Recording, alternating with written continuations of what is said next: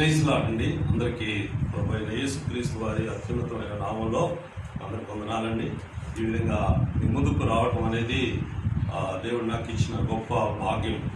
ఈరోజు ఆదివారం.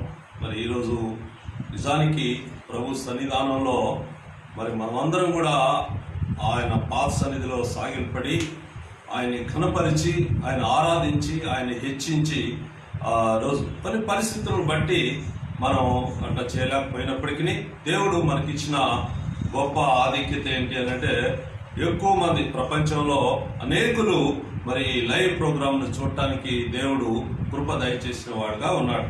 కాబట్టి ప్రియమైన సోదరి సోదరులారా, ఈరోజు దేవుని యొక్క విశిష్టత ఏంటి, దేవునికి మానవులకి మధ్యలో ఏ సంబంధం ఉంది, ఈ విధంగా దేవుణ్ణి ఎందుకు ఆరాధించాలి, ఆరాధించడం ద్వారా మానవుడు ఎటువంటి ఆధిక్యత దేవుడు ఇచ్చిండు అనేది కొన్ని సంగతులు మేము ముందు ఉంచడానికి నేను ఇష్టపడుతున్నా. మరి రోమీయులకు రాసిన పత్రిక, పరిశుద్ధ గ్రంథంలో నుంచి రోమీయులకు రాసిన పత్రిక 8వ అధ్యాయము, పరిశుద్ధ గ్రంథంలో నుంచి రోమీయులకు రాసిన పత్రిక 8వ అధ్యాయం 138వ పేజ్. రోమీయులకు రాసిన పత్రిక 8వ అధ్యాయము మొదటి 2 వచనాలు మనం చూసుకుందాం. కాబట్టి ఇప్పుడు క్రీస్తు యేసునందున్న వారికి ఏ శిక్షా విధియు లేదు. క్రీస్తు యేసునందు జీవమిచ్చు ఆత్మ యొక్క నియమము పాప మరణముల నియమము నుండి నన్ను విడిపించను. చాలు, ఇది మళ్ళీ ఒకసారి నేను చదువుతా. కాబట్టి ఇప్పుడు క్రీస్తు యేసునందున్న వారికి ఏ శిక్షా విధియును లేదు. క్రీస్తు యేసునందు జీవమిచ్చు ఆత్మ యొక్క నియమము పాప మరణముల నియమము నుండి నన్ను విడిపించను. కాబట్టి ప్రియమైన సహోదరి సహోదరులారా, క్రీస్తు యేసునందున్న వారికి ఏ శిక్షా విధియును లేదు. ఇది ఎంత గొప్ప ఆధిక్యత, ఎంత గొప్ప మాట, మీరు ఒకసారి ఆలోచించండి. క్రీస్తు యేసునందున్న వారికి ఏ శిక్షా విధియును లేదంట. ఏ శిక్షా విధి లేదు. ఈరోజు మనం ప్రపంచంలో ప్రపంచ దేశాలన్నీ కూడా గబ్బోలెత్తిపోయి ఎంతో ఆందోళనతో, ఎంతో వేదనతో ఈ పరిష్కారం కానీ ఈ సమస్య కోసం తప్పించిపోయే పరిస్థితులు ఉన్నాయి. కానీ పరిశుద్ధ గ్రంథమైన బైబిల్ మనకు బోధించేది ఏంటి అని అంటే, క్రీస్తు యేసునందున్న వారికి ఏ శిక్షా విధియును లేదు. ఏ శిక్షా విధియును లేదు. మరి ఎందుకు లేదు? క్రీస్తు యేసు నందు ఉండటం అంటే ఏంటి అని మనం కొన్ని ఆలోచిస్తే మనకు చూడండి, ఇక్కడ 5వ వచనం నుంచి 5వ వచనం చూద్దాం. శరీరానుసారులు శరీర విషయముల మీద మనసునుంతురు, ఆత్మానుసారులు ఆత్మ విషయముల మీద మనసునుంతురు. శరీరానుసారమైన మనసు మరణము, ఆత్మానుసారమైన మనసు జీవమును సమాధానమై ఉన్నది. చాలు. కానీ ఇక్కడ మరి మన జీవితంలో 2 భాగాలుగా దేవుడు చేసినట్లుగా మనం చూస్తాం. 2 భాగాలు. చాలా చాలా పరిస్థితుల్లో దేవుడు 2 భాగాలు చేస్తూ వచ్చిండు.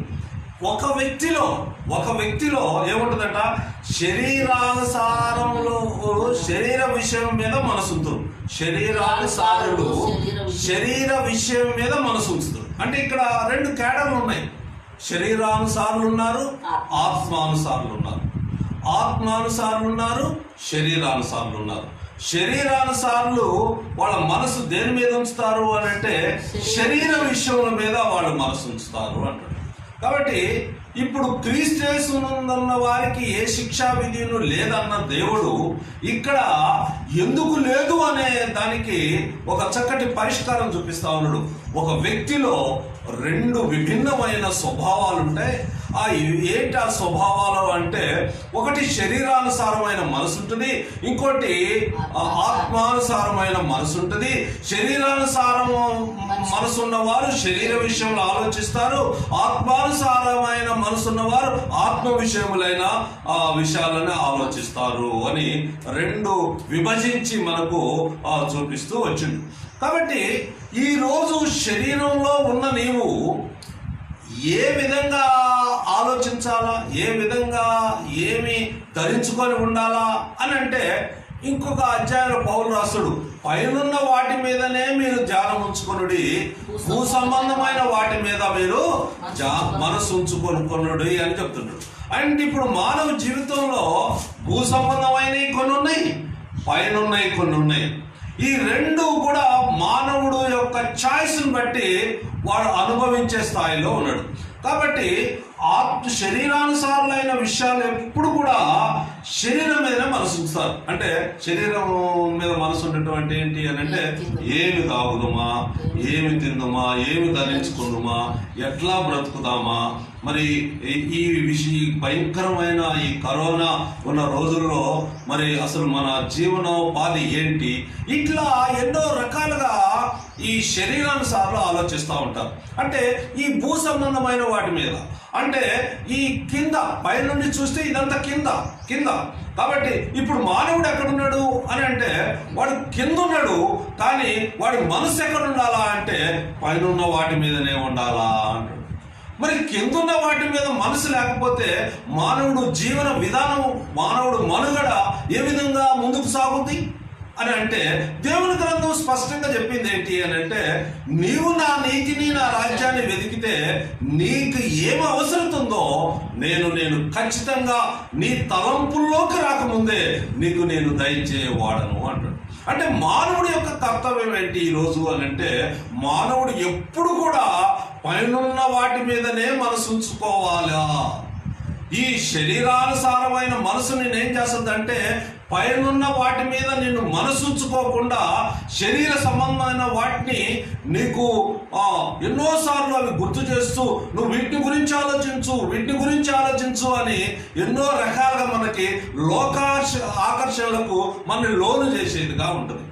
లోకంలో ఏముందండి? లోకంలో ఉన్నదంతయు శరీరాశయు, నేత్రాశయు, జీవపుడమ్మం. ఇవి దేవుని మూలంగా కలిగినవి కావు, సైతాను మూలంగా కలిగినవి. కనుక ఈరోజు నీ జీవితంలో ఆత్మానుసారమైన విషయాల గురించి నువ్వు ఆలోచించగలిగితే దేవుడు చిత్తాన్ని నీ జీవితంలో నెరవేర్చినట్లు. దేవుడు నీకు ఒక చిత్తాన్ని ఇచ్చి ఎంత స్వాతంత్రాన్ని ఇచ్చిండంటే, ఓ మానవుడా, ఇగో నిన్ను సృష్టించి నీకు ఎంతో స్వతంత్రాన్ని ఇస్తున్నా, నీ ముందు జీవాన్ని మరణాన్ని పెడతా ఉన్నా, దేన్ని నువ్వు కోరుకుంటావో కోరుకో అని చెప్తున్నాడు. కానీ దేవుని చిత్తం నీ పట్ల ఏంటి అని అంటే, ఆత్మానుసారంగా నువ్వు జీవించాలా అని. కాబట్టి ఆత్మానుసారంగా జీవించాలా అంటే ఆత్మస్వరూపి అయిన దేవుని నువ్వు ఆశ్రయించాలి. ఆత్మస్వరూపి అయిన దేవుణ్ణి ఎప్పుడైతే నువ్వు ఆశ్రయిస్తావో నీ మనస్సులో ఎప్పుడు కూడా ఆత్మానుసారమైన విషయాల మీదనే నీవు ఆ మనసు ఉంచుతావు అని మరి ఆ దేవుని యొక్క వాక్యం మనకు తెలియజేస్తుంది. 14వ వచనం మనం చూద్దాం. దేవుని ఆత్మ చేత ఎందరూ నడిపింపబడుదురో వారందరూ దేవుని కుమారులై ఉందురు. దేవుని ఆత్మ చేత ఎందరూ నడిపింపబడుదురో వారందరూ దేవుని కుమారులై ఉందురు. కాబట్టి ఈరోజు మానవుడిగా జన్మించిన నీవు ఎట్లుండాలా అంటే దేవుని ఆత్మ చేత నువ్వు నడిపించబడాలా. అప్పుడు వారందరూ దేవుని కుమారులై ఉంటారు అన్నాడు. యేసు ప్రభువు కూడా ఒకసారి సమాజ మందిరంలో ఉంటే వాళ్ళందరూ వచ్చి ఏం చెప్పారంటే, అదేంటయ్యా నువ్వు సమాజ మందిరంలో ఉన్నవేంటి, మీ అమ్మ నాన్న మీ తమ్ముళ్ళు అందరూ కూడా నీ కొరకు వెతుకుతున్నారు అని అంటే, ఆయన ఒక మాట అన్నాడు, ఎవరు నా తల్లి, ఎవరు నా సహోదరులు, నా తండ్రి చిత్త ప్రకారము చేయువారే నా తల్లి తండ్రి అంటాడు. కాబట్టి ఈరోజు దేవునికి ఇచ్చిన ఆధిక్యత ఏంటి అంటే, దేవుని ఆత్మ చేత ఎందరూ నడిపింపబడుదురో వారందరూ దేవుని కుమారులై ఉందురు అని మరి దేవుడు మనకు సెలవిచ్చిన వాడుగా ఉన్నాడు. కాబట్టి ప్రియమైన సహోదరులారా, ఈ యొక్క రోమీయులకు రాసిన పత్రికలో ఎన్నో మరుగున మానవ జ్ఞానానికి అందనంత చక్కటి జ్ఞానాన్ని పౌలు గారు మరి రోమీయులకు ఆయన తెలియజేసినట్టుగా మనం చూస్తుంటాం. కాబట్టి మరి ఇక్కడ మనం 28వ వచనంలో చూస్తే, దేవుని ప్రేమించు వారికి అనగా ఆయన సంకల్పము చొప్పున పిలువబడిన వారికి మేలు కలుగుటకై సమస్తము సమకూడి జరుగునని ఎరుగుదుము. కాబట్టి ప్రియమైన సహోదరి సహోదరులారా, మరి ఇక్కడ దేవుని చిత్తం నీ పట్ల ఏమైంది అని అంటే, దేవుని ప్రేమించు వారికి అనగా ఆయన సంకల్పము చొప్పున పిలువబడిన వారికి మేలు కలుగుటకై సమస్తము సమకూడి జరుగునని ఎరుగుదుము. కాబట్టి మనం ఏం చేయాలా అంటే దేవుని ప్రేమించాలి. కానీ మనము ఏం చేస్తున్నాం అని అంటే, మనము దేవుని ప్రేమించట్లే. ఎవరిని ప్రేమించుకుంటున్నాం? మన శరీరాన్ని, మన బ్రతుకును, మన మన మన అంటే స్వార్థంతో నిండిపోయిన మానవుడై ఉన్నాడు. దేవుడేమో ఆయన నిన్ను సృష్టించి నీ విమోచన కొరకు ఎన్నో ప్రయత్నాలు ఆయన చేస్తా ఉంటే, ఈరోజు దేవుణ్ణి ప్రేమించే మనస్సు నీకు లేకుండా నీ శరీరం, లోకం, సైతాను నిన్ను అడ్డగించినట్టుగా దేవుని గ్రంథం మనకు తెలియజేస్తుంది. కాబట్టి మనం దేవుని మూలంగా జన్మించినాం కాబట్టి మనం ఆత్మానుసారంగా ఉండవలసిన మనం ఈరోజు శరీరానుసారంగా మనం ఉంటున్నట్టుగా మనం చూస్తుంటాం. నిన్న ఏస్కేలు గ్రంథంలో కొన్ని సంగతులు మీకు చెప్పిన. వారు 100 మూరలు నడిచి ఎక్కడికి వెళ్ళారంటే దరి అనుభవంలోకి వెళ్ళారు అంటాడు. దరి అనుభవం అంటే ఎట్లుంటది అని అంటే, ఎప్పుడు కూడా నాకు ఏదో ఒక ఆపద, ఏది అంటే శరీరానుసారమైంది, ఏదో ఒక కడుపులు నొప్పి వచ్చిందనో, కాలు నొప్పి వచ్చిందనో, లేకపోతే ఇంకా ఏదో అననుకూల పరిస్థితులు వచ్చినాయనో, లేకపోతే నేను ఈ కోర్స్ చేయలేకపోతున్నా, మరి లేకపోతే ఈ యొక్క పరిస్థితుల్లో నేను ఇంకా అధిగమించలేకపోతున్నా అని ఎన్నో శరీర సంబంధమైన అవసరాలు ఎన్నో ఉంటాయి. శరీరంలో మనం ఉన్నంత కాలం, శరీరాన్ని ఆత్మ ధరించుకొని ఉన్నంత కాలం శరీరం ఎన్నో కంప్లైంట్లు నీకు చేస్తూ ఉంటుంది. నీకు అట్లా లేదు, ఇట్లా లేదు. నేను పాస్టర్గా చాలా ఊర్లు నేను తిరుగుతున్నప్పుడు చాలా మంది నా దగ్గరికి ప్రార్థన చేయించుకోవటానికని వస్తారు. ప్రార్థన చేయించుకోవటానికని వచ్చి, ఏంటమ్మా నీ కంప్లైంట్ ఏంటి అని నేను అడిగినప్పుడు వాళ్ళు ఏం చెప్తారంటే, అయ్యా నాకు బాగా తలనొప్పి లేస్తుందయ్యా, నేను తట్టుకోలేకపోతున్నా అని చెప్తుంటారు. ఓకే అని ప్రార్థన చేస్తూ ఉంటాం. కొంతమంది చెప్తుంటారు, మా పిల్లోడు మా మాట వింటం లేదయ్యా, వాడు సరిగా బడికి వెళ్ళటం లేదు, వాడి గురించి ప్రార్థన చేయండి అంటారు. ఇంకొకళ్ళు, మా వారు అసలు ఈ దేవుడిని నమ్మడయ్యా, ఆయన ఎప్పుడు కూడా శరీర సంబంధంగానే జీవిస్తూ ఉంటాడు, ఎప్పుడు తాగటం, తినటం, అది సరే, అది చాలా కొంచెం జెన్యూన్గానే ఉంది. ఇక్కడ ఎట్లుంటాయంటే ఆత్మానుసారమైన కోరికలు మానవుడుకు ఉండకుండా శరీరానికి సంబంధించిన కోరికలే దేవుని దగ్గర పెడతా ఉంటాడు. సరే, ఒక అమ్మాయి నన్ను అడిగింది, హైదరాబాద్లో నేను ఒక చర్చిలో మాట్లాడుతుంటే అమ్మాయి నా దగ్గర అందరూ వచ్చి ఏంటంటో కంప్లైంట్ చెప్పి ప్రార్థన చేయమన్నారు. చేసిన ఆ అమ్మాయిని నేను అడిగిన, ఏంటమ్మా నీ గురించి నేను ఏమని ప్రార్థన చేయాలా అని అంటే, నేను ఆత్మీయంగా ఎదుగునట్లు, దేవునికి సమీపంగా జీవించినట్లు నా కొరకు మీరు ప్రార్థన చేయండి అన్నది. నేను షాక్ అయిపోయాను. యవనస్తురాలు, సరే ఆమె ఎందుకు ఆ కోరిందో నాకు తెలియదు, కానీ నేను చాలా సంతోషపడ్డా. ఇంతమంది నన్ను ప్రార్థన చేయమని అడిగారు, కానీ నువ్వు ఆయన మనసులో అనుకున్నాను, నువ్వు ఒక్కదానివి ఆత్మ సంబంధమైన అవసరతను గురించి ప్రార్థన చేయమని అడిగావు. ఏమని? ఆయన నీతిని, ఆయన రాజ్యాన్ని నేను వెతికేటట్లు, ఆయన కొరకు నేను జీవించేటట్లు, ఆయన పాదాల దగ్గర నేను ఉండేటట్లు, నేను ఆత్మీయంగా ఎదిగేటట్లు, ఆయనతో ఎల్లప్పుడూ ఆయన వైపు చూచేటట్లు ప్రార్థన చేయండి అయ్య గారు అని చెప్పినప్పుడు నేను చాలా సంతోషపడ్డా. అందుకని ఇందాక ఆ మాట మీతో అన్న, శరీరానుసారులు శరీర విషయం మీద మనసు ఉంచుతారు, ఆత్మానుసారులు ఆత్మ విషయం మీద మనసు ఉంచుతారు. శరీరానుసారమైన మనసు మరణమును, ఆత్మానుసారమైన మనస్సు జీవమును అన్నాడు. మరణమును జీవమును రెండు చూపించినట్టు అక్కడ. కాబట్టి నీవు ఒకవేళ ఇప్పుడు లోకంలో అన్యులందరూ కూడా దేని గురించి ఆలోచిస్తారు అంటే, వాళ్ళు ఎప్పుడు శరీరానుసారమైన అవసరతల కోసం దేవుని దగ్గరకు వస్తున్నట్టుగా మనం ఎంతో మందిని చూస్తుంటామండి. ఎంతో మంది, అయ్యా ఏంటయ్యా ఎక్కడికి వెళ్తున్నారు? అవునండి, మొక్కుబడి ఉందండి, చెల్లించుకోవడానికి వెళ్తున్నాను. ఏంటండి మొక్కుబడి అని అంటే, నేను ఒక వ్యాపారం పెట్టినండి, ఆ వ్యాపారం సక్సెస్ఫుల్గా రావాలని మరి నేను ఆ దేవుడి దగ్గరికి వెళ్తున్నా అని చెప్తుంటారు. ఇంకేమైనా అడిగితే వాళ్ళు అదే చెప్తుంటారు. కాబట్టి ఇవన్నీ కూడా ఇది శరీరానుసారమైన మనసు కలిగి ఉంటే నీ జీవితంలో మరి ఈ లోకంలో నీకు అన్ని కలిసి వచ్చే మంచి జీవితాన్ని జీవించుస్తున్నావేమో, కానీ అది నిష్ప్రయోజనం అని మరి ఆ సొలొమోను గారు చెప్తున్నాడు. నేను గాలికి ప్రయాసపడినా నా శ్రేష్టమైన జీవితాన్ని, నా శరీరాన్ని ఆస్పదం చేసుకొని జీవించిన చివరికి వచ్చేసరికి నాకు తెలిసింది ఏంటంటే, యెహోవా యందు భయభక్తులు కలిగి ఆయన కట్టడలను అనుసరించే మానవ కోటికి విధి అని ఆయన మరి చెప్పినట్టుగా. భూమి మీద అటువంటి ధనవంతుడు కానీ అటువంటి జ్ఞానవంతుడు కానీ లేడండి, కానీ ఆయన ఇచ్చిన స్టేట్మెంట్ ఇది. కాబట్టి ఒకడు లోకమంతయు సంపాదించి వాడి ప్రాణమును కోల్పోయిన యెడల వాడికి ఏమి ప్రయోజనం అని మరి పరిశుద్ధ పౌలు గారు కూడా కొరింథీయులకు తెలియజేస్తా ఉన్నాడు. కాబట్టి మరి అట్లు ఏం చేస్తారు అంటే, వాళ్ళు శరీరానుసారులు దేవుని మీద ఆధారపడరు. వాళ్ళు ఎప్పుడు కూడా శరీరాన్ని ఆస్పదం చేసుకొని వాళ్ళ కోరికలు ఉంటాయి. కాబట్టి ఈరోజు మనము క్రీస్తు రక్తంలో కడగబడ్డ మనము యేసుక్రీస్తును సొంత రక్షకుడుగా అంగీకరించి ఆయన ఆ లోకంలో నాకు ఇంకా ఎవ్వరు అక్కర్లేదు ప్రభువా, ఆకాశమందు నువ్వు తప్ప నాకు భూమి మీద ఏమి అక్కర్లేదు అని అసాపు వాళ్ళందరూ అన్నట్టుగా మనం కూడా మన జీవితంలో అటువంటి భావన కలిగి మనం జీవించగలిగితే ఈరోజు నువ్వు సమృద్ధిలో ఉంటావు.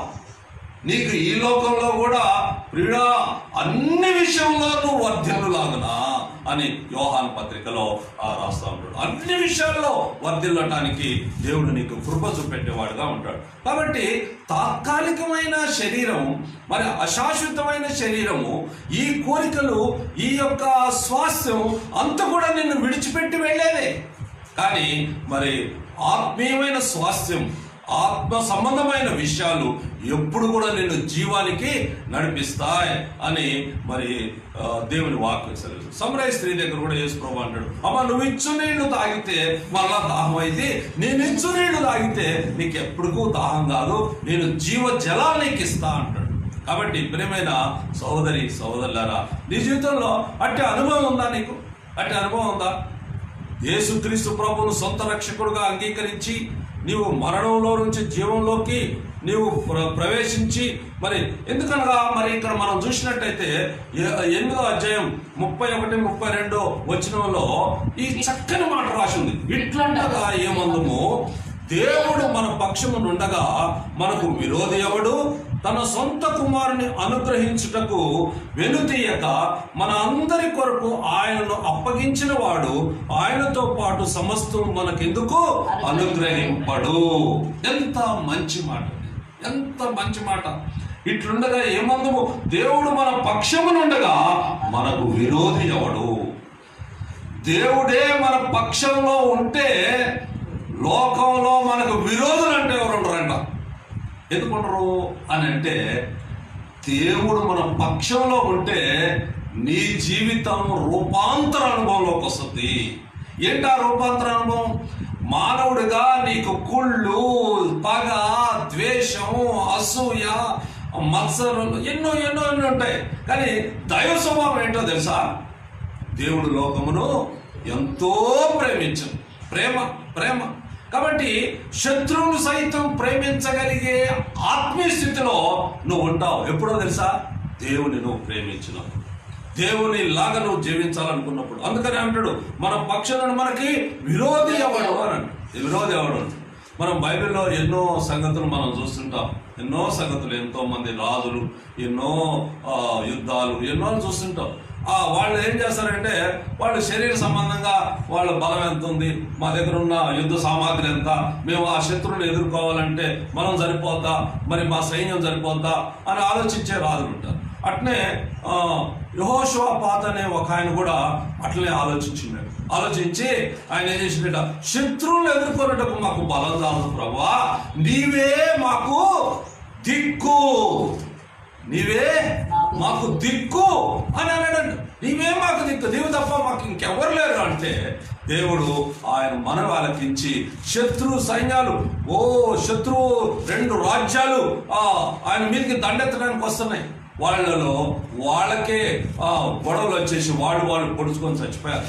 కాబట్టి దేవుడు మన పక్షాన ఉంటే మనకి ఎవరు ఉంటారు అంటాడు? విరోధులు ఉండారు. మన శత్రువులను మిత్రులుగా చేయగల శక్తివంతుడైన వాడు దేవుడు అని దేవుని వాక్యం మరి సెలవిస్తుంది. మరి ఇదంతా చక్కని మాట ఏంటంటే, తన సొంత కుమారుని అనుగ్రహించుటకు వెనుతీయక మన అందరి కొరకు ఆయనను అప్పగించిన వాడు ఆయనతో పాటు సమస్తము మనకెందుకు అనుగ్రహింపడు? నువ్వు ఒక్కటే క్వశ్చన్ వేసుకోవాలి. అరే, నేను దేవుడిని అడగలేదు, నాకు అది అసాధ్యము, ఎందుకంటే నా పాపాలు క్షమించేవాడు భూమి మీద ఎవరూ లేరు, నా యొక్క దుర్మార్గపు స్థితిని మార్చగల శక్తివంతుడు ఎవరూ లేరు. ఈ మధ్యన చాలా అడ్వర్టైజ్మెంట్లు మనం వింటాం, ఎడిక్షన్, అది దాన్ని అది తాగితే ఎట్లయితారు, ఇది తాగితే ఎట్లయితారు, అది దాని ఎన్నో మానవ ప్రయత్నాలు, మానవ వ్యాపారాలు అయ్యాయి. కానీ నేను అనుభవించిన నిజంగా నా జీవితంలో నా మార్పుకి కారణమైనది ఈ లోకంలో ఏ మానవుడు, ఏ యంత్రం, ఏ మందు నాకు పనిచేయలేదు. కానీ యేసుక్రీస్తు నా హృదయంలోకి వచ్చినప్పుడు నాకు చెప్పన శక్యము కానీ మహిమాయుక్తమైన సంతోషం వచ్చింది నా జీవితంలో. అటువంటి గొప్ప ఆధిక్యతను దేవుడు నా జీవితంలో ఇచ్చినట్టుగా ప్రాక్టికల్గా నేను అనుభవిస్తూ వచ్చిన. కాబట్టి ఆయన మామూలుగానే ఆయన ఆశ్రయిస్తేనంట, ఆయన అంటాడు, నీ రక్షణ కోసం, నీవు పరలోక రాజ్యం చేరటం కోసం, నీవు నా స్వభావం కలిగి ఉండటం కోసం, నీవు నా సమరూపంలో ఉండటం కోసం, నా స్వాస్థ్యానికి నువ్వు హక్కుదారుడుగా ఉండటం కోసం నా సొంత కుమారుణ్ణి బలివ్వటానికి, నీ కొరకు బలివ్వటానికి ఈ లోకానికి నేను మానవుడిగా పంపిన ప్రేమ. కాబట్టి అంటాడు, సొంత కుమారుని అనుగ్రహించుటకు వెనుతీయక మన అందరి కొరకు ఆయన్ను అప్పగించిన వాడు ఆయనతో పాటు సమస్తమును మనకు ఎందుకు అనుగ్రహించడు? ఆయనతో పాటు సమస్తమును అనగా ఈ లోకంలో నువ్వు పుట్టిన దగ్గర నుంచి నువ్వు మరణించే వరకు నీకు ఎంత ఆహారం కావాలో, ఎన్ని ఉద్యోగాలు కావాలో, మంచి భాగస్వాములు కావాలో, ఇవన్నీ కూడా ఆయనకు ముందే తెలుసాడు. నువ్వు చేయాల్సింది ఏంటి తెలుసా? నీ పనుల భారము యెహోవా మీద నుంచుము, అప్పుడు ఆయన నీ ఉద్దేశాలు సఫలపరుస్తుంది. కానీ నువ్వు అటు చేయట్లే, నేను అటు చేయట్లే. ఏం చేస్తావు? మనకి ఏదైనా ఒక ఆపద వచ్చినప్పుడు మన సొంతంగా దాన్ని గట్టెక్కడానికి మనం ప్రయత్నం చేస్తాం. కానీ ఒకటి గుర్తుంచుకో, నీ జీవితంలో నువ్వు జయించలేనివి, నువ్వు అధిగమించలేనివి ఎన్నో ఉన్నాయి. ఉదాహరణకి ఇప్పుడు తీసుకో, ఇప్పుడు కరోనా అనే ఒక భయంకరమైన వైరస్ వచ్చింది. ఈ వైరస్ని మన దగ్గర నుంచి అది రాకుండా ఉండటానికి ఎన్నో ప్రయత్నాలు చేస్తున్నారు. ఈరోజు ఎన్ని ప్రయత్నాలు, ఎన్నో దేశాలు కలుస్తున్నాయి, ఎన్ని శత్రువులు కలుస్తున్నారు, మిత్రులు ఎంతో చేస్తున్నారు. వాళ్ళందరూ ఎన్నో ప్రయత్నాలు చేస్తున్నారు. వాళ్ళు ఇచ్చిన స్టేట్మెంట్ ఏంటంటే, ఇది సాధ్యమైనట్టు లేదు, ఇది ఎన్ని రోజులు పడుతుందో. అంటే ఇప్పుడు మానవుడికి అర్థమైంది. ఎప్పుడు అర్థమైంది అని అంటే, తనకు అసాధ్యమైనవి ఎన్నో ఉన్నాయి అని ప్రాక్టికల్గా వాడికి అనుభవంలోకి వచ్చినప్పుడు తాను ఎక్కడికి నెక్స్ట్ ఆల్టర్నేటివ్ ఏముంది? దేవుడు తప్ప నెక్స్ట్ ఆల్టర్నేటివ్ ఏమి లేదు. నీవు దేవునికి సమస్తము సాధ్యమే. వాళ్ళ శిష్యులు అంటారు, ఇది ఎట్లా సాధ్యం అని అంటే, ఇది మనుషులకు అసాధ్యమే కానీ దేవునికి సమస్తమును సాధ్యమే. ఏం సాధ్యమవుతుంది ప్రభు? ఎట్లా సాధ్యమవుతుంది అంటే, వాళ్ళకు ఉదాహరణగా చెప్పిండు, ఆ కొండపై ఆ సముద్రంలో పడమంటే నువ్వు విశ్వాసం ఉంచితే, నువ్వు సందేహింపకుండా ఉంటే ఖచ్చితంగా పడిపోద్ది అన్నాడు. కాబట్టి ఈరోజు నువ్వు ఉంచాల్సింది ఏంటి అని అంటే, ఆయన సొంత కుమారుని అనుగ్రహించడానికి ఇష్టపడిన దేవుడు. నిన్ను ప్రేమించి తన కుమారుని మనకు రక్షణ కోసం అనుగ్రహించిన దేవుడిని నువ్వు ఆశ్రయించినట్టయితే నీ జీవితంలో ఏ అవసరత ఉండదు అని మరి దేవుని వాక్యం ఖచ్చితంగా మరి దేవుని వాక్యం చెప్తుంది. చూడండి 35లో పౌలు గారు రోమేలుకి ఏమని రాస్తాడు చూడండి. 35వ వచనంలో, క్రీస్తు ప్రేమ నుండి మనలను ఎడబాపు వాడెవడు, శ్రమ అయినను, బాధ అయినను, హింస అయినను, కరువైనను, వస్త్రహీనతైనను, ఉపద్రవమైనను, ఖడ్గమైనను మనలను ఎడబాపునా అని అంటాడు. ఖడ్గమైనను మనల్ని ఎడబాపునా అని చెప్తూ, ఉపద్రవమైనను, వస్త్రహీనత అయినను, హింస అయినను, బాధ అయినను, శ్రమ అయినను, కరువైన మన క్రీస్తు ప్రేమలో నుంచి మనల్ని ఎడబాపలేదు అని పరిశుద్ధ పౌలు మనకు మరి చెప్పినట్టుగా మనం చూస్తుంటాం. ఇంకా మనం 38-39 వచనంలో చూస్తే, మరణమైనను, జీవమైనను, దేవదూతలైనను, ప్రధానులైనను, ఉన్నవైనను, రాబోవునవి అయినను, అధికారులైనను, ఎత్తైనను, లోతైనను, సృష్టింపబడిన ఏదైనా మన ప్రభు అయిన యేసుక్రీస్తునందరి ప్రేమ, దేవుని ప్రేమ నుండి మనలను ఎడబాప నేరదని రూఢిగా నమ్ముతున్నాను, రూఢిగా నమ్ముతున్నాను అని దేవుని వాక్యం మరి సెలవిస్తుంది.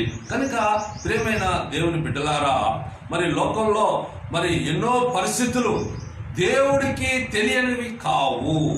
దేవుడు తన హస్తముల చేత నిన్ను సృష్టించిన దేవుడు సృష్టినంతా ఒక మాట చేత సృష్టించి నిన్ను ఒక రాజుగా, ఒక దేవునికి అధిపతిగా ఆయన తరపున నిన్ను ఆ సృష్టిని ఏలటానికి నిన్ను ఎన్నుకున్న దేవుడు. నీ స్టేటస్ ఏంటి అంటే నువ్వు దేవునితో సమానంగా మరి జీవించు. ఎందుకంటే నీకు ఇచ్చిన టైటిల్, నీకు సంబంధం ఇక్కడ ఏమన్నంటే దేవుని కుమారులగుటకు అధికారాన్ని ఆయన నీకు అనుగ్రహించినట్టు. నువ్వు సేవకుడు కాదు, నువ్వు బానిసవు కాదు, నువ్వు ఎవరు కాదు. దేవునికి నువ్వేమవుతావు అంటే నువ్వు దేవునికి కుమార్తెవు అవుతావు.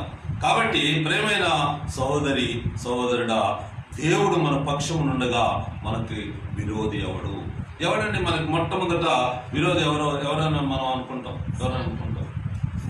మన శరీరమే మన శత్రువు. అమ్మో, ఎండలు 2 రోజుల నుంచి విపరీతంగా ఉన్నాయి. మరి నేను అక్కడ దేవుని మాటలు వినడానికి వెళితే ఆ ఎండలో నేను కందిపోతానేమో. శరీరం చూడు నిన్ను ఏదో ఒక రకంగా దేవునికి నిన్ను దూరం చేయటానికి ప్రతి క్షణం ప్రయత్నం చేస్తుంది. ప్రతి క్షణం నీ శరీరమే నీకు శత్రువు. కనుక దీనికి వ్యాజ్యం పోసేది ఎవరు? సైతాను పోతుంటుంది. నిజమే కదా, నువ్వు కందిపోతావు, నువ్వు అసలే ఇట్లున్నావు అట్లున్నావు, నువ్వు వచ్చేటప్పుడు చాలా డీల్ అయిపోతావు, నీరసం అయిపోతావు, అసలే పరిస్థితులు కూడా బాగాలేవు అని వాడు చెప్తా ఉంటాడు. కనుక దీనికి మళ్ళీ లోకం కూడా లోకం నిన్ను ఆకర్షిస్తుందట. ఇదిగో ఇంతకంటే మంచి ప్రోగ్రామ్ ఇక్కడ ఉంది, ఎందుకు టీవీలో ఒక మంచి ప్రోగ్రామ్ చూడరాదా, లేకపోతే లైవ్ లో పలాని దైవ సేవకుడు ఇప్పుడు చెప్తాడు కదా, మరి అది చూడరాదా? ఇట్లా ఎన్నో మాయోపాయాలు చేసి నిన్ను క్రీస్తు నుంచి దూరంగా చేయడానికి వాడు నిన్ను ప్రయత్నం చేస్తాడు. వీటన్నిటిని నువ్వు మనసులో ఉంచుకోవాలా. నీకెప్పుడు నీ శత్రువు నీ శరీరం, నీ యొక్క శత్రువు నీ సైతాను, నీ శత్రువు ఈ లోకం నటన, ఈ లోకం ఆకర్షణలో నుంచి నువ్వు బయటపడాలా అంటే ఆత్మ సంబంధమైన వాటి మీద నువ్వు మనసు ఉంచుకోవాలి. ఎందుకు అంటే నువ్వు ఆత్మ సంబంధమైన ఆత్మానుసారమైన విషయాల మీద నువ్వు మనసు ఉంచితే ఆత్మానుసారమైన మనసు నిన్ను జీవమునకు నడిపిస్తుంది. ఇప్పుడు అంటే ఏం తప్పిస్తుంది? మరణాన్ని తప్పించేవాడు ఒక్క దేవుడు మాత్రమే. ఆయన ప్రియ కుమారుల్లో ఎవరైతే విశ్వాసం ఉంచుతారో వాళ్ళు మరణాన్ని జయించే వాళ్ళుగా ఉంటారు అని మరి నేను ఆయన ప్రియ కుమారుని యొక్క స్వభావాలని కొన్ని కంపేర్ చేసి మీకు చూపిస్తా. ఆయనలోని మానవ నైజం, ఆయనలోని దైవ నైజం అనేది మీకు కొన్ని వచనాల్లో ఆయన చూపిస్తా. ఎంత త్యాగం చేశాడు నీ కోసం నా కోసం అనేది మనం చూసినట్టయితే యెషయా గ్రంథం బైబిల్ గ్రంథంలో నుంచి, పరిశుద్ధ గ్రంథంలో నుంచి యెషయా గ్రంథం 9వ అధ్యాయం 6వ వచనాన్ని మనం చూసినట్టయితే, యెషయా గ్రంథం 9వ అధ్యాయము 6వ వచనాన్ని మనం చూస్తే, ఏలయనగా మనకు శిశువు పుట్టెను, మనకు కుమారుడు అనుగ్రహింపబడెను, ఆయన భుజముల మీద రాజ్యభారం ఉండును. ఆశ్చర్యకరుడు, ఆలోచనకర్త, బలవంతుడైన దేవుడు, నిత్యుడగు తండ్రి, సమాధానకర్తయగు అధిపతి అని ఆయనకు పేరు పెట్టబడును. ఇది యేసుక్రీస్తు పుట్టకుండా ఉన్న, పుట్టక ముందు కొన్ని వేల సంవత్సరాల క్రితం ప్రవచించిన ప్రవచనం. యెషయా గ్రంథంలో ఎన్నో ప్రవచనాలు ఉన్నాయి. యెషయా గ్రంథం అంటే సెకండ్ బైబిల్ అంటారు. అందులో 66 పుస్తకాలు, ఇందులో 66 పుస్తకాలు ఉంటాయి.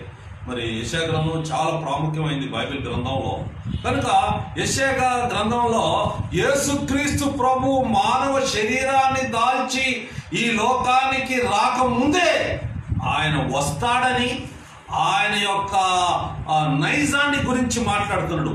ఏలయనగా మనకు శిశువు పుట్టును, కుమారుడు అనుగ్రహింపబడును, ఆయన భుజముల మీద రాజ్యభారమును. ఈరోజు యేసు ప్రభు భుజాల మీద ఏముంది అని అంటే రాజ్యభారం ఉంది.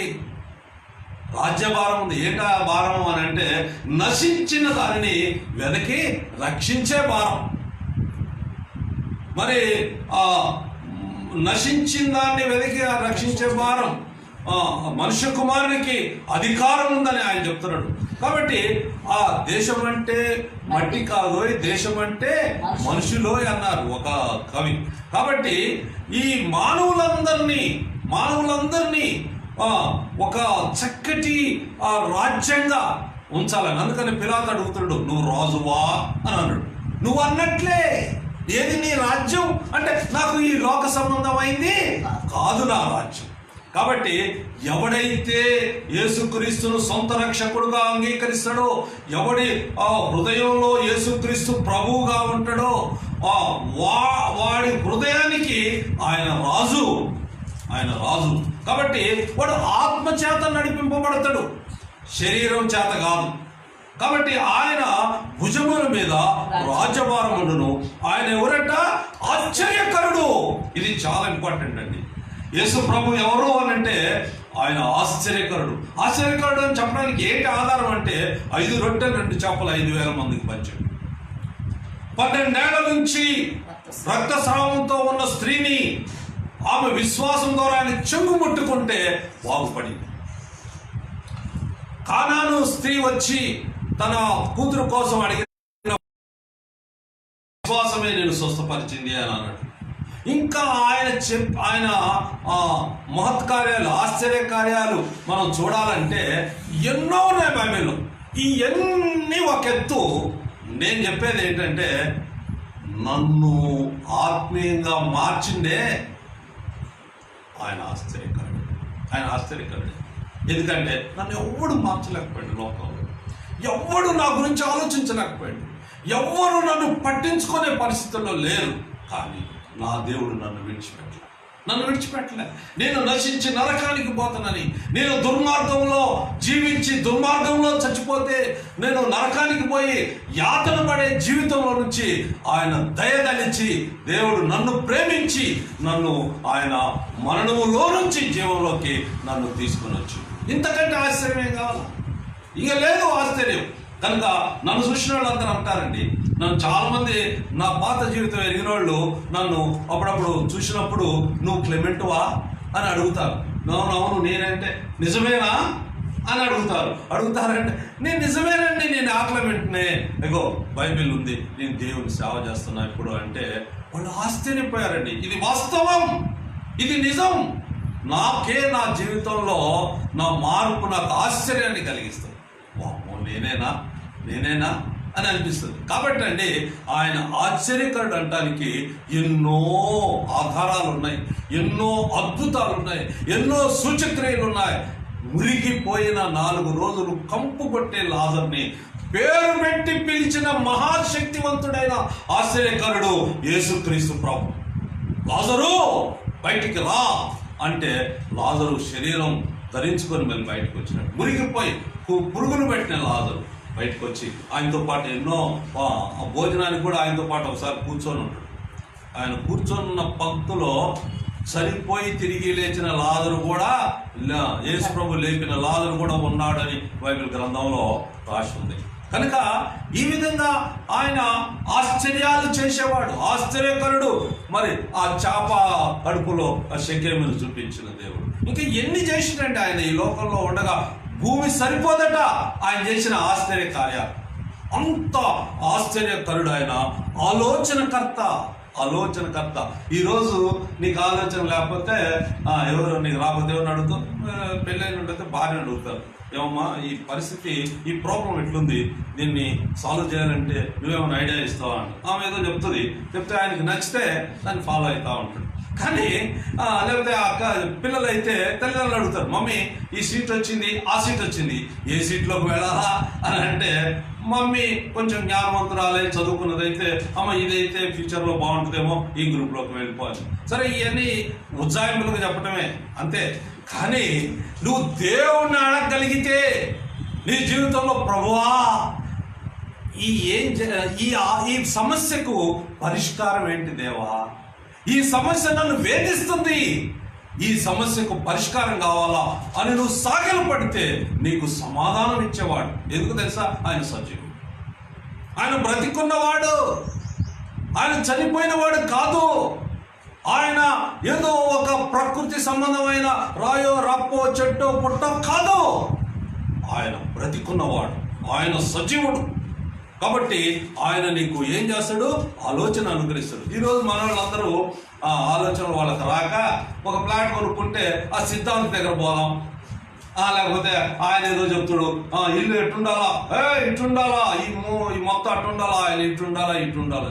ఈరోజు విశ్వాసులు కాదు, దైవ సేవకులే ముహూర్తాలు చూసే దుస్థితిలో ఈరోజు ఉన్నారు.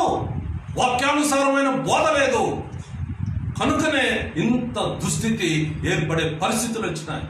కనుక ప్రేమైన సోదరుడా ఎట్లా ఉండాలి మనం అని అంటే, మన ఆయన ఆశ్చర్యకరుడు, ఆలోచనకర్త, ఇంకేమంటాడు? బలవంతుడగు దేవుడు. బలవంతుడు అంటే మీకు అర్థమై ఉండాలి, అంటే ఆయనకు అసాధ్యమైంది ఏమీ లేదు. ఆయనకు అసాధ్యం.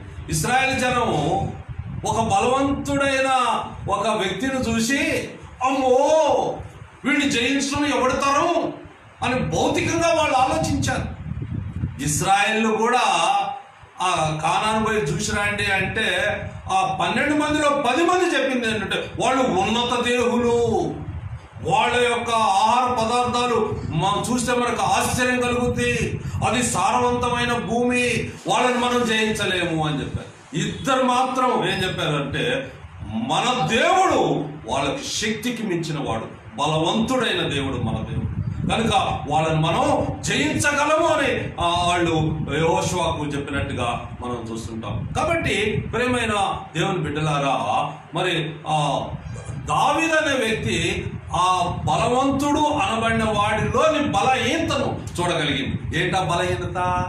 వాడి సున్నతి లేనివాడు, వాడు దేవుని చేత ఏర్పాటు చేయబడిన వాడు కాదు. అదొక్కటే పాయింట్ దావీదుకు వాడిని జయించడానికి కారణం. వాడు సున్నతి లేని ఫిలిస్తీయుడు, వీడు ఇశ్రాయేలు జనాన్ని జయించడానికి వీడు ఏ పార్టీ వాడు అని మరి దావీదు ఆ పాయింట్తో పోయిండు. యుద్ధం యెహోవాది అన్నాడు, వాడు దావీదుకి అప్పచెప్పాడు. దావీదు వాడి చేతిలో గొలియాతుని దావీదు చేతిలో మరి చంపడానికి దేవుడు అనుమతించినట్టుగా ఆయన బలవంతుడైన దేవుడు. ఒక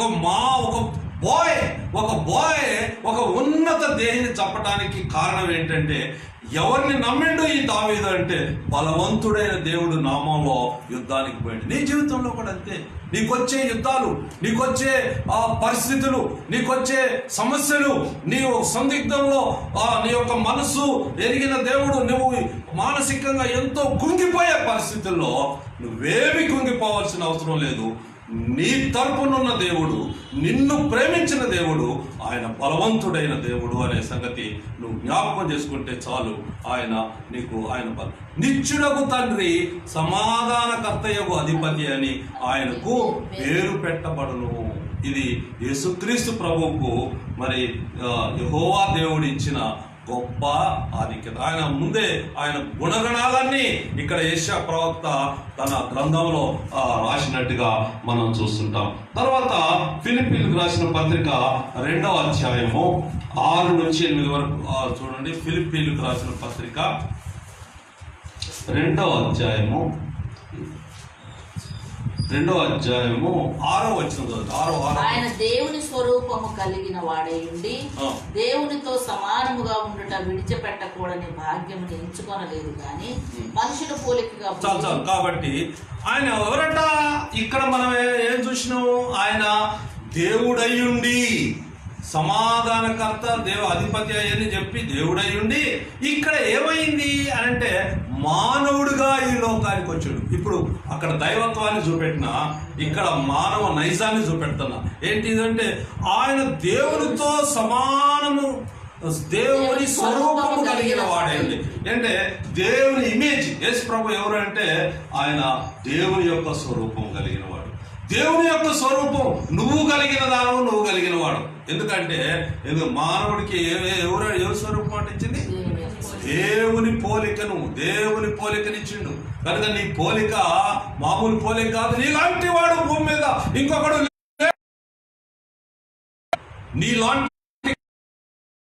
నీలాంటి వేలు ముద్ర ఇంకొకరికి లేదు. ఇది దేవుడు నీకు ఇచ్చిన ప్రత్యేకత. అంతే. నువ్వు ఎంత గొప్పవాడివో దేవుని ప్రణాళికలో. కనుక ఆయన మరి దేవుడై ఉండి మానవుడయ్యాడు. మానవుడు ఎట్టయ్యాడు అని అంటే ఆయన దేవుని స్వరూపం కలిగిన వాడై ఉండి దేవునితో సమానముగా నుండుట విడిచిపెట్టకూడని భాగ్యం అని ఎంచుకొనలేదు. కాబట్టి ఆయన దేవునితో సమానముగా నుండుట విడిచిపెట్టకూడని భాగ్యమని ఎంచుకొనలేదు కనుకనే ఆయన మానవుడిగా ఈ లోకానికి వచ్చాడు. మనం సాధారణంగా మనకు అన్ని కంఫర్ట్స్ చక్కగా ఉంటే, డీసెంట్గా ఉంటే, మరి ఎండాకాలం అయితే అన్ని మనకు సదుపాయాలు నుండి అంత బాగుంటే మనం ఏం చేస్తామంటే అక్కడి నుంచి రావడానికి ఆ సదుపాయాలను వదిలిపెట్టి రావడానికి కొంచెం బాధపడుతుంటాం. కానీ ఆయన అక్కడ ఉన్నప్పుడు ఆయన స్టేటస్ ఏంటి అని అంటే ఆయన దేవునితో సమానముగా ఆయన ఉన్నాడంట. స్టెఫెన్ అంటా ఉంటాడు, యేసు ప్రభువా నా ఆత్మను చేర్చుకో, నా ఆత్మను నీ వద్దకు తీసుకో అని స్టెఫెన్ అంటా ఉంటాడు. యేసు ప్రభు ఎక్కడున్నాడు? దేవుని కుడి పార్శ్వమున నిలుచొని ఉన్నాడు అని దేవుని వాక్యం సెలవిస్తుంది. దేవుని కుడి పార్శ్వమున ఆయన నిలుచొని ఉన్నాడు అని దేవుని వాక్యం మరి బోధిస్తున్నప్పుడు నువ్వు ఎట్లుండాలా అని అంటే ఆయన నీ కోసం ఎంత త్యాగం చేసినా నువ్వు ఆలోచించు. దేవుడై ఉండి మానవుడైనాడు. కారణం నిన్ను చేయబట్టుకొని తీసుకొని పోవాలా అంటే నువ్వు అక్కడికి రాలేవు. కనుక ఆయనే దిగొచ్చిండు. దేవుడు స్థానంలో ఉన్నవాడు, దేవునితో సమానంగా ఉండేవాడు, దేవుని దూతల చేత స్తుతులు అందుకుంటున్నవాడు ఈ రోజు మానవుడిగా రావడానికి కారణం ఎవరంటే నువ్వే, నేనే. కనుక ఆయనలోని ఆ తగ్గింపు అంత గొప్పది. రెండవది ఏంటి అని అంటే ప్రభువై ఉండి దాసుడయ్యాడు అంట. ప్రభువై ఉండి దాసుడు. మన అపోస్తుల కార్యాలు 10వ అధ్యాయము, అపోస్తుల కార్యాలు 10వ అధ్యాయము 36వ వచనం, 10:36. యేసుక్రీస్తు అందరికీ ప్రభు.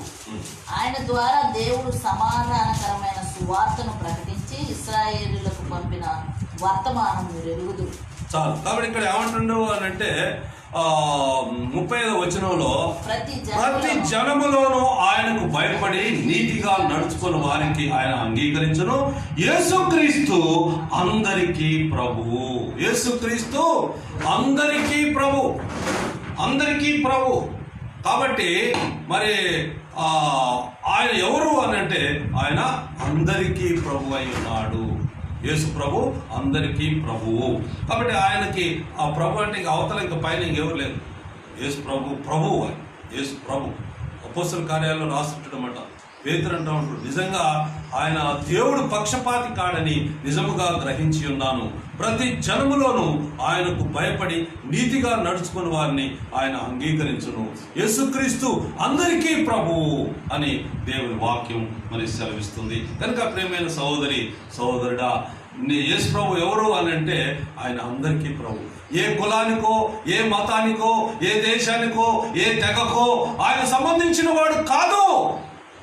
ఆయన అందరికీ ప్రభు. ఆయన తర్వాత ఇంకేమి లేదు.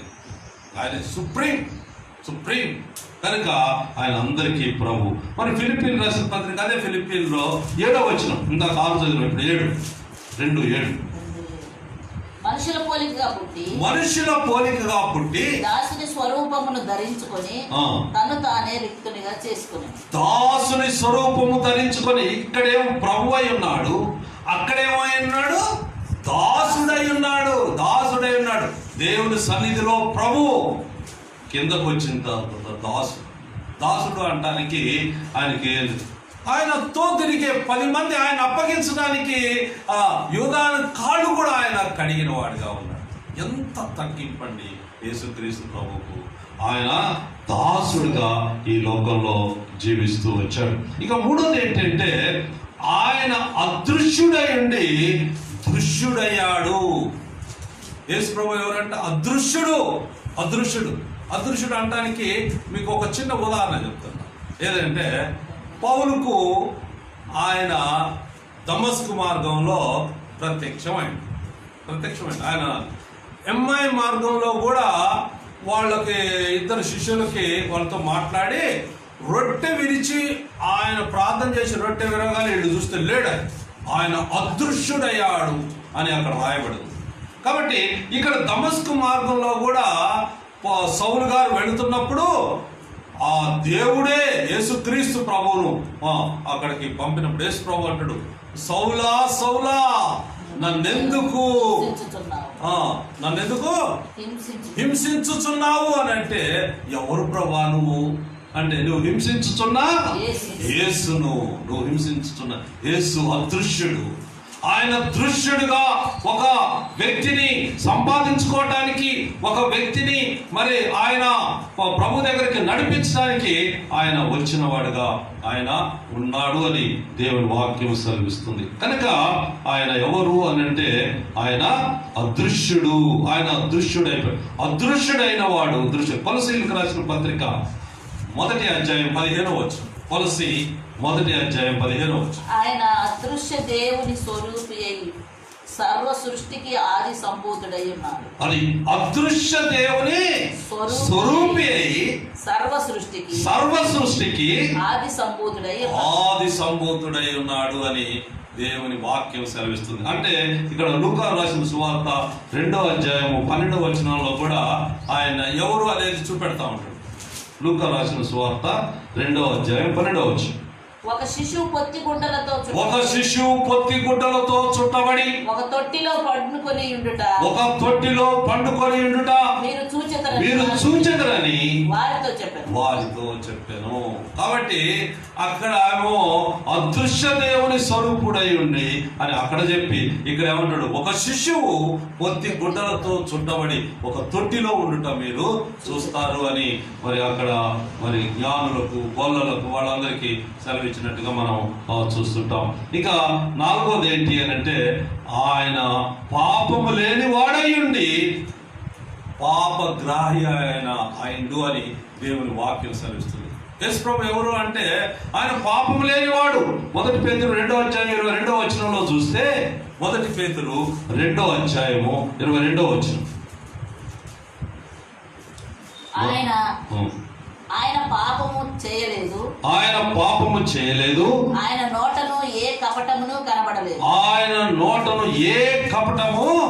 కనబడలేదు. కాబట్టి ఆయన పాపము చేయలేదు. యేసు ప్రభుకి మనకున్న తేడా ఏంటి అని అంటే, ఆయనలో పాపము లేదు. నాలో పాపం ఉన్నట్టుగా మీరెవరైనా నిరూపించగలరా అని ఆయన సవాలు విసిరిన దేవుడుగా ఉన్నాడు. ఇక్కడ ఏమంటాడు, ఆయన ఆయన పాపము చేయలేదు, ఆయన పాపము చేయలేదు, ఆయన నోట ఏ కపటము లేదు అని దేవుని వాక్యం సెలవిస్తుంది.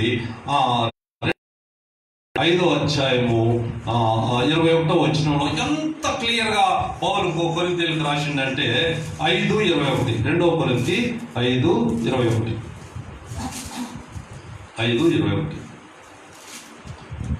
ఎందుకనగా మనం ఆయన యందు దేవుని నీతి అగునట్లు పాపమెరుగని ఆయనను మన కొరకు పాపముగా చేసెను. మన కొరకు యేసుక్రీస్తు ప్రభు పాపముగా చేయబడ్డమ్మా.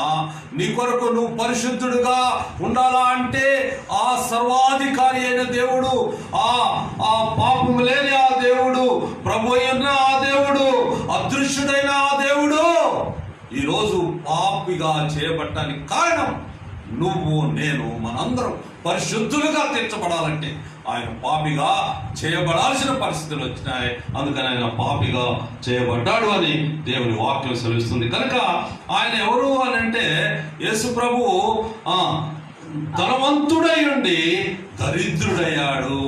యేసు ప్రభు ధనవంతుడు. యేసు ప్రభు శిష్యులతో తిరుగుతున్నప్పుడు ఎన్నో అద్భుత కార్యాలు చేస్తా ఉన్నాడు. 5 రొట్టెలు 2 చేపలు, మరి ఇట్లా ఎన్నో చేస్తా ఉంటే వాళ్ళందరికీ ఒక డౌట్ వచ్చింది. ఈయన ఇన్ని కార్యాలు చేస్తుందంటే ఈయన కోటీశ్వరుడు అయి ఉంటాడు, ఈయన ఏదో ప్రపంచంలోనే అత్యున్నతమైన ధనవంతుడు అయి ఉంటాడు. ఆయన ఇల్లు మనం ఒకసారి చూద్దాం. చాలా మంది పెద్ద వాళ్ళ పరిస్థితులను బట్టి వాళ్ళు ఇల్లు చూస్తుంటారు. ఇల్లు చూస్తే అమ్మో ఇంత పెద్ద ఇంట్లో ఈయన ఉంటున్నాడా, ఈయన స్టేటస్ ఇదా అని చూస్తుంటారు. చూస్తుంటే వాళ్ళు కూడా ఇద్దరు అడిగారట, ప్రభా నువ్వు ఎక్కడ ఉంటున్నావు, మేము కూడా ఇవాళ నీతోనే గడుపుదాం అనుకుంటున్నాం, మేము వస్తాం నీతో పాటు అంటే యేసు ప్రభు రండి అని అన్నాడట. ఒక మాట అన్నాడు, నక్కలకు బొరియలు ఉన్నాయి, ఆకాశ పక్షులకు గూళ్ళున్నాయి, మనుష్య కుమారుని కనగా యేసుక్రీస్తు ప్రభువుకు తల వాల్చుటకు స్థలము లేదు ఈ లోకంలో. తన చేత సృష్టింపబడ్డ ఈ లోకంలో మాట చేత సృష్టించిండు సమస్త గ్రహాలని. సమస్తంలో స్పేస్ లో ఉన్న గ్రహాలు మొత్తం ఆయన మాట చేత నిర్మింపబడ్డాయి. వాటికి ఒక డ్యూటీని నియమించిండు, వాటికి ఒక కక్షను నియమించిండు. ఆ కక్షల్లో మాత్రమే అవి తిరగాల.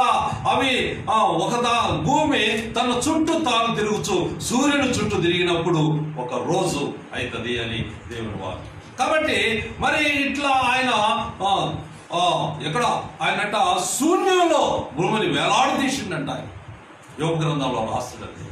కాబట్టి అంత శక్తివంతుడు, భూమికి పునాదులను ఏర్పాటు చేసిన వాడు ఆయన. కనుక ఆయన ధనవంతుడు అయ్యండి. అంత ధనవంతుడు ఏమైందంట చూడండి. ఆయన ధనవంతుడు ఒక కీర్తనలు 24 ఒకటి చూద్దాం. కీర్తనలు 24:1.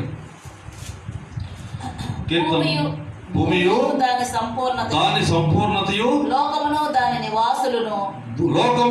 నివాసులను యెహోవాయే. కాబట్టి ఆయన భూమిని దానిని మొత్తాన్ని సృష్టించిన దేవుడు ఇప్పుడు ఏమైందంట 2 కొరింథీ 8:9 చూస్తే ఏమైండు, నిన్ను నన్ను ధనవంతులు చేయటానికి ఆయన దరిద్రుడు అయిందంట. చూడండి 2 కొరింథీ 8:9 మీరు మన ప్రభు అయిన యేసుక్రీస్తును కృపను ఎరుగుదురు కదా. ఆయన ధనవంతుడై ఉండి మీరు తన దారిద్ర్యము వలన ధనవంతులు కావాలని మీ నిమిత్తము దరిద్రుడాయను. కనుక మనం ధనవంతులు కావాలంటే మన దారిద్రతంతా ఆయన మీద వేసుకొని ఆయన యొక్క ఆయన యొక్క ఉన్నతమైన స్థితిని మనకు దయచేసిన వాడుగా ఆయన ఉన్నట్టుగా మనం చూస్తుంటాం. తర్వాత మనం చూసినట్టయితే అమరుడైన ఉండి మరణించాడు అని. దేవుడు ఎవడు అంటే అమరుడు. ఆయన నుండి మరణించాడు. 1 తిమోతి 6:16. 1 తిమోతికి రాసిన పత్రిక 6:16. సమీపింపరాని తేజస్సులో ఆయన మాత్రమే వసించుచు అమరత్వము గలవాడై ఉన్నాడు. యేసు ప్రభు ఎవరంటే అమరత్వము గలవాడు, సమీపించరాని తేజస్సుతో అమరత్వం గలవాడై ఉన్నాడు. తర్వాత ఆయన నీ కోసం నా కోసం మరణించిన వాడుగా ఉన్నాడు. మత్తయి సువార్త 20వ అధ్యాయం 28వ వచనం. మత్తయి సువార్త 20వ అధ్యాయము 28వ వచనం. అలాగే మనిషి కుమారుడు పరిచారం చేయించుకున్నటకు రాలేదు గాని పరిచారం చేయుటకును అనేకులకు ప్రతిగా విమోచన క్రయధనముగా తన ప్రాణమునిచ్చుటకును వచ్చెనని చెప్పెను. ఆయన అనేకులకు ప్రతిగా తన ప్రాణమునిచ్చుటకు ఆయన ఈ లోకానికి వచ్చెను అని దేవుని వాక్యం సెలవిస్తుంది. కనుక ఇక చివరిగా నేను ఒకటి మీకు చెప్పి నేను ముగిస్తా. ఆయన ఆకాశ మహాకాశాలు పట్టజాలని మహిమావంతుడై ఉండి నరరూపధారుడై ఈ లోకానికి వచ్చింది. 2వ దినవృత్తాంతాలు 6వ అధ్యాయం 18వ వచనం. 2వ దినవృత్తాంతాలు 6:18లో సొలొమోను ప్రార్థనలో ఏమంటాడో మనం చూస్తుంటాం. 2వ దినవృత్తాంతాలు 6వ అధ్యాయం 18వ వచనం. మనుషులతో కలిసి దేవుడు భూమి యందు నివాసము చేయున ఆకాశమును మహాకాశమును నిన్ను పట్టజాలవే. నేను కట్టిన ఈ మందిరము నిన్ను పట్టునా నిన్ను పట్టునా దేవా యెహోవా నీ సేవకుడు సన్నిధిని చేయు ప్రార్థన యందును విన్నపముల యందును లక్ష్యముంచి నీ సేవకుడునైన నేను చేయు ప్రార్థనను పెట్టు మొరను ఆలకించు. ఎవరన్నాడండి? సొలొమోను. మరి ఆయన మనుషులు కట్టిన ఆ 4 గోడల మధ్యలో నిన్ను ఎవడు బంధించగలడు ప్రభా? ఆకాశాలు పట్టజాలని మహిమావంతుడివే నువ్వు అని ఆయన అన్నట్టుగా మనం చూస్తుంటాం. కాబట్టి 1 తిమోతి 2వ అధ్యాయం 5వ వచనంలో మరి ఈ మాటతో మనం ముగించుకుందాం. 1 తిమోతి 2వ అధ్యాయము 5వ వచనం. దేవుడు ఒక్కడే దేవునికి నరులకును మధ్యవర్తి ఒక్కడే. ఆయనే క్రీస్తు యేసు అను నరుడు అని దేవుని వాక్యం. ఆయన శరీరధారి అయి నీ కోసం నా కోసం దేవుడొక్కడే, దేవుడికి మానవుడికి మధ్యవర్తి ఒక్కడే. ఆయన క్రీస్తు యేసను నరుడు అని దేవుని వాక్యం సెలవిస్తుంది. కనుక ప్రియమైన సహోదరి సహోదరులారా, ఆ రోజు యోబు ఎన్నో శ్రమలు పొందుతున్నప్పుడు ఆయన భూమి మీద అటువంటి వాడు లేడు. ఆయన న్యాయవంతుడు, నీతిమంతుడు, భయభక్తులు కలిగివాడు, దేవుని యందు చాలా భయభక్తుడు. అటువంటి వాడికి ఆ రోజు ఏం లేదంటే నాకును దేవునికి ఒక మధ్యవర్తి ఉండిన ఎడల ఎంత మేలు అని అన్నాడు. కానీ ఈ రోజు నీ పరిస్థితి ఏంటి అని అంటే నీకు నువ్వు దేవుడిని ఒక వారధి, ఒక మధ్యవర్తి, ఉత్తరవాది, ఆయన ప్రధాన యాజకుడు, ఆయన నీ కోసం తన సర్వాన్ని త్యాగం చేసిన వాడు, ఆయన తండ్రి దగ్గర నీ గురించి ఆయన రికమెండ్ చేయగలిగిన వాడు, సర్వాధికారి అయిన దేవుడై ఉంది. ఆయన రేపు రాబోయే ఆ యొక్క 2వ రాకడలో ఆయన సర్వాధికారిగా, న్యాయాధిపతిగా ఆ మధ్యాకాశంలోకి ఆయన రానై ఉన్నాడు. కనుక ప్రియమైన సోదరి సోదరుడా, యేసుక్రీస్తు ప్రభువును నీ సొంత రక్షకుడుగా నువ్వు అంగీకరించినట్లయితే, యేసు ప్రభు రక్తంలో నువ్వు కడగబడినట్టే అయితే ఆయన ధన్యుడు అవుతావు. నీ కోసం పరలోక రాజ్యం సిద్ధంగా ఉంది. అక్కడ నీకు స్థలం సిద్ధపరచా యేసు ప్రభు అక్కడికి వెళ్ళాడు. ఆయన వచ్చి నిన్ను తీసుకొని వెళ్తాడు. లేకపోతే ఆయన వచ్చినప్పుడు నువ్వు సిద్ధపాటు కలిగి ఉంటే నిన్ను ఆయన ఆకర్షించి ఆయన దగ్గరికి నిన్ను తీసుకొని వెళ్తాడు. కాబట్టి అట్టి యోగ్యత నీకు కావాలంటే నేడే యేసుక్రీస్తు ప్రభువును నీ సొంత రక్షకుడుగా నువ్వు అంగీకరించు. ప్రార్థన చేసుకుందాం. ప్రేమ పరిపూర్ణుడకు మా ప్రియ పరలోకపు తండ్రి, యేసు ప్రభు నామంలో మరి ఒకసారి నీకు వందనాలు ప్రభా. ఈ విధంగా తండ్రి మీరు మాట్లాడిన ప్రతి మాటను బట్టి నీకు వందనాలు ప్రభా. నీవు దేవుడై ఉండి మానవుడు అయ్యావు. ప్రభువై ఉండి దాసుడు అయ్యావు, అదృష్టుడై ఉండి దృష్టుడు అయ్యావు, పాపము లేనివాడవై ఉండి పాపగ్రహిగా చేయబడ్డావు, ధనవంతుడై ఉండి దరిద్రుడు అయ్యావు, అమరుడు అయి ఉండి మరణించావు, ఆకాశ మహాకాశాలు పట్టజాలని వాడు అయి ఉండి నరరూపధారిగా మధ్యవర్తిగా ఈ లోకానికి వచ్చావు. ప్రభా నీకు వందనాలు. ప్రభా ఇంత యోగ్యత నాకు ఇచ్చినందుకు నీకు వందనాలు. ప్రభా నాకే కాదు, మరి నాలాగా ఎవరైతే యేసు ప్రభు రక్తంలో కడగబడతారో, యేసు ప్రభును సొంత రక్షకుడిగా అంగీకరిస్తారో వారందరికీ ఇటువంటి కృప నువ్వు అనుగ్రహించడానికి సిద్ధంగా ఉన్న దేవుడు అయినందుకు నీకు వందనాలు, స్తుతులు చెల్లించుకుంటూ షాలేం ప్రార్థనా మందిరాన్ని ప్రత్యేకంగా జ్ఞాపకం చేసుకోమని, ఆ షాలేం ప్రార్థనా మందిరంలో ఉన్న విశ్వాసులందరినీ ప్రోత్సహించి ప్రభా వారందరూ కూడా పరలోక రాజ్యానికి మరి వారసులు అవుటకు కావలసిన సిద్ధపాటు వారికి దయచేయమని, ఇంతవరకు నువ్వు వినిపించిన వాక్యాన్ని బట్టి నీకు వందనాలు, స్తుతులు చెల్లించుకుంటూ ఘనత మహిమ ప్రభావం నీకు ఆరోపించుకుంటూ యేసు ప్రభు నామంలో వేడుకుంటున్నాము తండ్రి. ఆమేన్. ఆమేన్.